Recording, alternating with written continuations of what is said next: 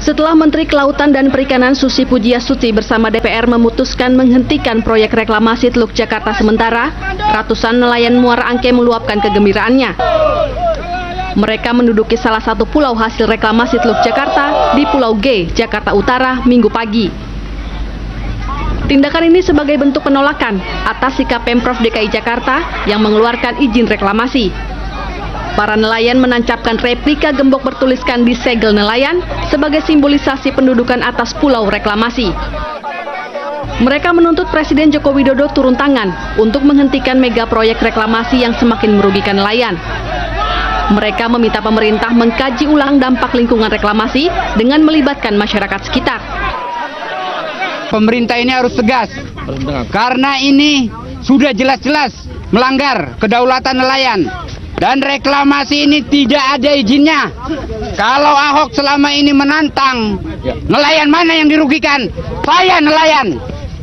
Saya nelayan dari tahun 74. Dan tidak ada yang mendukung reklamasi? Tidak ada yang mendukung reklamasi. Kalau mereka selama ini di PT UN banyak yang datang, itu ingat, karena semua nelayan-nelayan bohong. Sebelumnya Menteri Kelautan dan Perikanan Susi Pujiastuti dan Komisi 4 DPR menginstruksikan kepada Pemprov DKI Jakarta dan pengembang untuk menghentikan sementara proyek reklamasi. Susi mengatakan selama ini pelaksanaan proyek reklamasi dijalankan tanpa disertai rekomendasi dari Kementerian Kelautan dan Perikanan. Selain itu, pelaksanaan reklamasi harus dipayungi rancangan peraturan daerah Raperda mengenai zonasi wilayah reklamasi yang semestinya dikeluarkan oleh pemerintah provinsi. Kesimpulan dari rapat kerja KKP dengan Komisi 4 tanggal 13 April 2016 adalah kita menginginkan proses reklamasi Pantura ini dihentikan sementara sampai semua ketentuan-ketentuan ini sesuai sudah dipenuhi seperti yang diamanahkan dalam peraturan perundang-undangan. Selain Kementerian Kelautan dan Perikanan, Kementerian Lingkungan Hidup juga sepakat menghentikan proyek reklamasi Teluk Jakarta.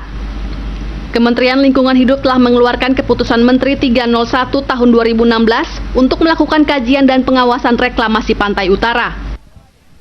Sementara itu, Gubernur DKI Jakarta Basuki Cahayapurnama menegaskan Presiden Joko Widodo tidak pernah mempermasalahkan reklamasi Teluk Jakarta. Meski harus dihentikan sementara, Ahok optimis proyek reklamasi akan terus berlanjut asal tidak menimbulkan banjir dan kerusakan lingkungan. Sebab reklamasi lazim dilakukan banyak negara. Sebab reklamasi mendatangkan keuntungan bagi pemerintah dan otomatis meningkatkan fasilitas umum dan sosial di masyarakat. Saya kira secara prinsip Presiden kan memang pernah jadi gubernur. Bagi Presiden reklamasi nggak ada yang salah. Seluruh dunia ada reklamasi. Yang penting jangan merusak lingkungan, kata Presiden. Kedua, jangan menyebabkan banjir, sesuai lah. Terus porsi biaya tambahan harus ada. Proyek reklamasi Teluk Jakarta memang sangat menggiurkan. Total ada 17 pulau reklamasi yang dibangun dengan nilai keuntungan sekitar 500 triliun rupiah. Setidaknya, ada 10 perusahaan properti yang telah berinvestasi di daratan baru di Teluk Jakarta ini. Namun, proyek raksasa ini selain tidak mengantongi rekomendasi dari Kementerian Kelautan dan Perikanan serta Kementerian Lingkungan Hidup, juga tak memiliki batas wilayah alias zonasi yang diatur dalam rancangan peraturan daerah atau Raperda. Raperda ini sebenarnya sempat dibahas antara Pemprov DKI Jakarta dan DPRD DKI Jakarta. Namun, rapat berjalan alot karena tidak adanya titik temu mengenai tambahan kontribusi bagi pengembang pulau. Hingga akhirnya, pembahasan berhenti total setelah KPK menangkap tangan mantan Ketua Komisi D yang juga anggota DPRD DKI Jakarta dari fraksi Gerindra M. Sanusi karena menerima suap dari perusahaan properti Agung Podomoro Land. Tim Liputan, JAK TV.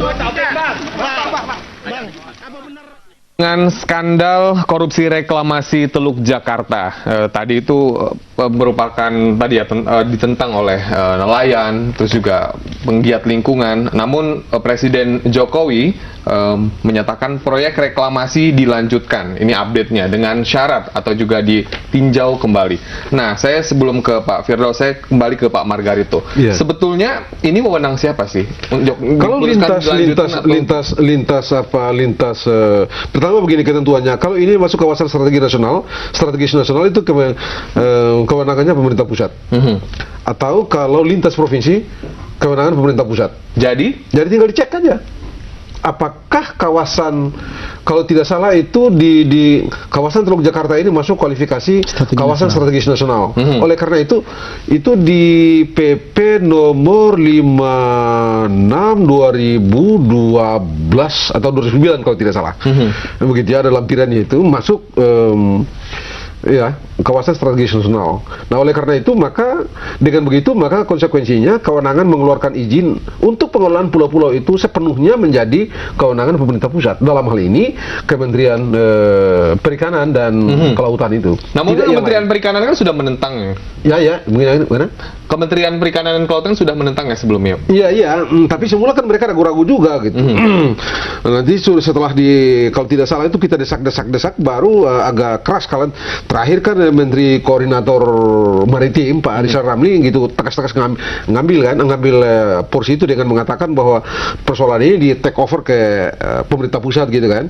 Padahal dari awal saya sudah mengatakan bahwa berdasarkan PP yang saya sebutkan itu tadi, kewenangan ini itu berada pada pemerintah pusat sehingga tidak perlu setengah-setengah mereka melakukan penanganan terhadap masalah ini.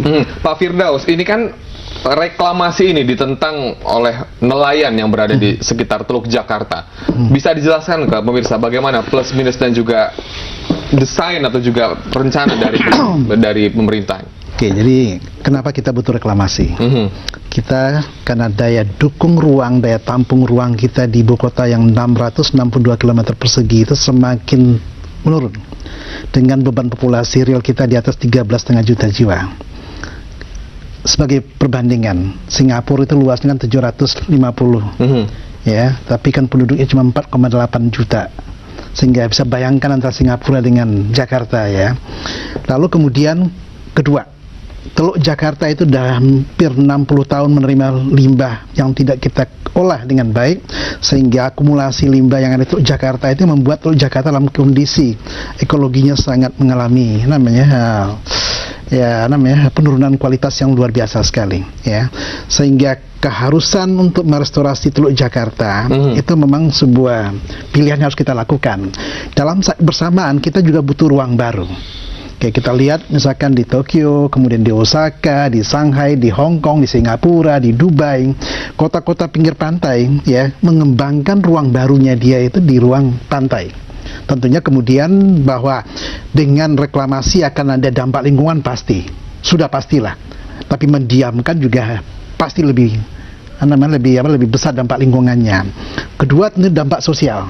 Dampak sosial tadi itulah masyarakat yang tinggal di Teluk Jakarta, terutama adalah nelayan. Pasti ini yang bagian yang terkena dampak yang dari awal.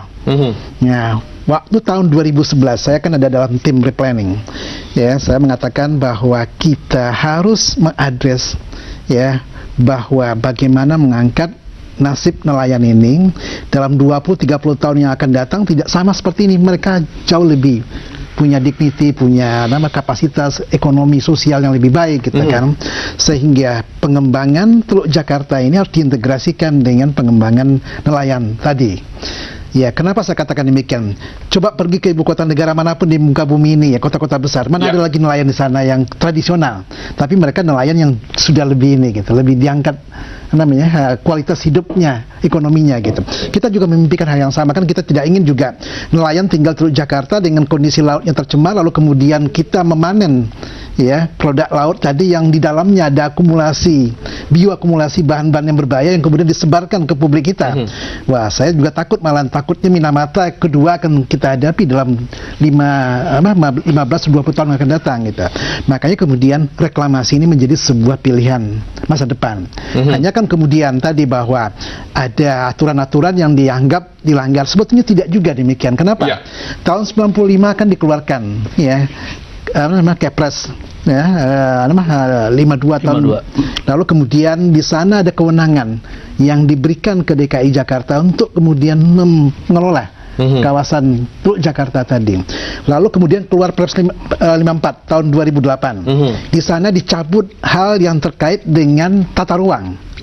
Baca deh, yang tidak dicabut itu perizinan tetap masih ada di DKI Jakarta. Lalu kemudian ya keluar Perpres 122 dan sebagainya. Tapi jangan lupa ada Undang-Undang 29 tahun 2007 tentang ibu kota. Di pasal 26 itu di ayat 4 itu dijelaskan 4 kewenangan yang dimiliki oleh DKI Jakarta, tata ruang, lingkungan hidup, ya, dan lain-lain sebagainya. Artinya apa? Karena sebuah ibu kota negara, karena dia melekat ya speciality tadi di sananya bahwa dia punya kewenangan untuk mengelola tadi.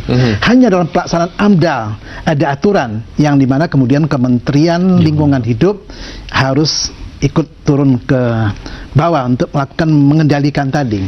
Ketika kemudian AMDAL-nya ditolak tahun 2001, lalu kemudian di challenge tahun 2003 dimenangkan di PT UN, sejak itu KLH kemudian seakan-akan tidak ikut campur lagi. Padahal kewajiban pemerintah pusat harus hadir di sana. Kendati pun ditolak, ya kewajiban mengawasi harus ada. Jangan kemudian tiba-tiba mengatakan, wah kami nggak dilibatkan. Saya pikir itu tidak benar. Baik, masih ada bagian selanjutnya pemirsa. Anda jangan kemana-mana, karena kami akan kembali setelah yang berikut ini. Tetaplah dalam Opini Publik.